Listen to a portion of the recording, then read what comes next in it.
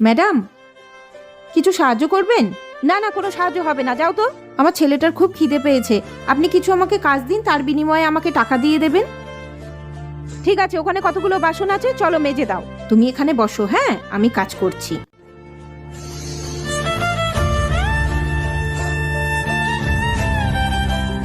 মামা রাগো পুতুল। আচ্ছা, বসে বসে খেলো। ম্যাডাম, হয়ে গেছে, এ নাও টাকা। না, আমার টাকা লাগবে না, আমাকে ওই পুতুলটা দিন না, আমার ছেলে খুব আনন্দ করে খেলছিল। নাও নাও, টাকা নিলে নাও, নয় যাও। ঠিক আছে, চলো সোনা, তোমাকে আমি সুন্দর পুতুল কিনে দেবো আর খাবারও কিনে দেবো। হ্যাঁ, কি ব্যাপার, ব্যাগটা ভারী ভারী কেন লাগছে?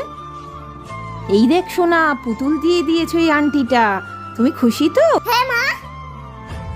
একটা মায়ের কাছে তার সন্তানের খুশির চেয়ে মূল্যবান কিছু নেই।